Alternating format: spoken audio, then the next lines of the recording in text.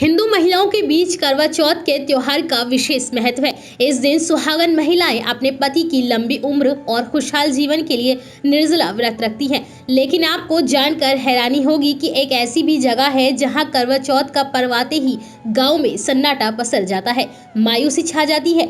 जी हाँ, यूपी के मथुरा जिले के कस्बा सुरीर में करवा चौथ नहीं मनाया जाता है। यहाँ की महिलाएं सुहाग के लिए व्रत रखने में डरती हैं कि कहीं कोई अनहोनी न हो जाए। सुरीर कस्बा में करवा चौथ न मनाने के पीछे एक कहानी है। यहाँ के लोगों ने बताया कि करीब 150 साल पहले गांव रामनगला नौझील के ब्राह्मण युवक अपनी पत्नी को ससुराल से विदा करके सुरीर के रास्ते भैंसा बुग्गी से गांव लौट रहा था। तभी सुरीर में क्षत्रिय समाज के लोगों ने भैंसा बुग्गी रोक ली। बुग्गी में लगा भैंसा अपना बताते हुए विवाद खड़ा कर दिया। इस विवाद में युवक की हत्या कर दी गई। इस दिन करवा चौथ था। अपने सामने पति की मौत से गुस्साई नवविवाहिता ने मोहल्ले के लोगों को श्राप दिया कि यहाँ अगर किसी भी सुहागिन ने करवा चौथ का व्रत रखा तो उसकी तरह ही वह भी विधवा हो जाएगी। इसके बाद वह सती हो गई। इस घटना के बाद मोहल्ले में अनहोनी शुरू होने लगी। यहाँ कई नवविवाहिताएं विधवा हो गई। इसे देखकर बुजुर्गों ने इसे सती का श्राप मान लिया और गलती के लिए क्षमा मांगी। तभी से यहाँ की कोई महिला करवा चौथ और अघोई अष्टमी मनाना तो दूर, इस दिन पूरा श्रृंगार भी नहीं करती हैं। सुरीर में क्षत्रिय समाज की महिलाएं खासतौर पर व्रत नहीं रखती। यहाँ करीब 200 से 250 परिवार क्षत्रिय समाज के हैं। क्षत्रिय महिलाओं में आज तक भय का माहौल बना हुआ है। व्रत न रखने की परंपरा काफी समय से चली आ रही है। कहा जाता है कि समाज की कई महिलाएं करवा चौथ मनाने का श्राप झेल चुकी हैं। व्रत रखने पर उनके सुहाग उजड़ गए।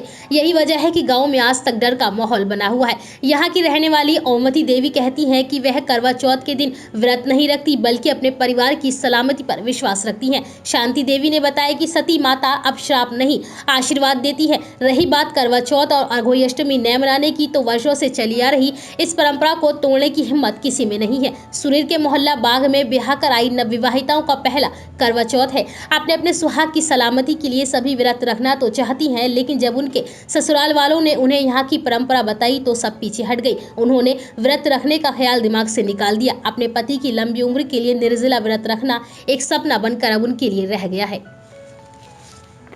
करीब 250 साल पुरानी बात है। हमारे मोहल्ले से एक भैंसा चोरी हो गया था जी।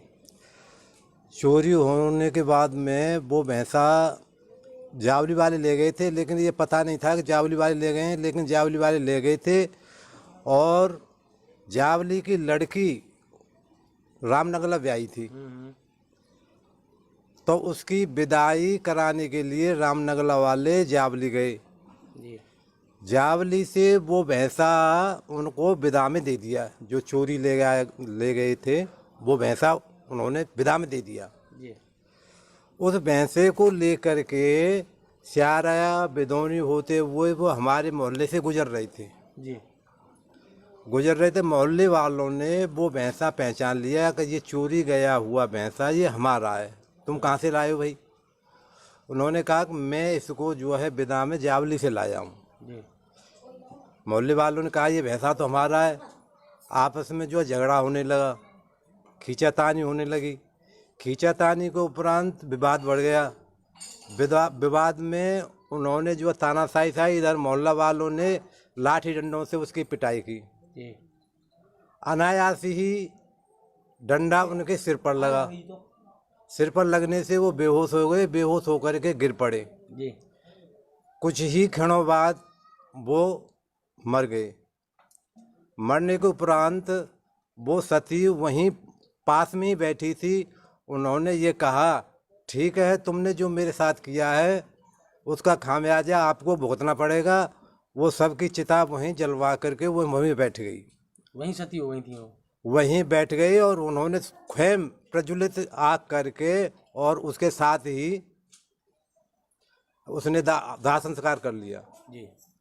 इसके बाद में उससे पहले उसने ये कह दिया था कि इस मोहल्ले वाले कभी भी, मतलब जवान महिला जैसे मैं विधवा हो रही हूँ उसी तरह जवान ही विधवा होंगी। हमारे पूर्वज बताते हैं, हमारे बाबा दादा का, हमारे यहाँ बुआएं इतनी विधवा हुई थी, इसका कोई ठिकाना नहीं था जी।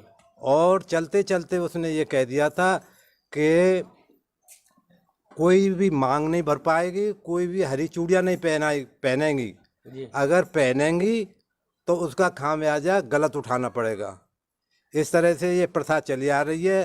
रामनगला वाले आज तक हमारे यहाँ का पानी नहीं पीते। वो खुद वहाँ से बोतल में पानी लाते हैं, किसी काम के लिए आते हैं तो वो पानी अपना ही पीते हैं।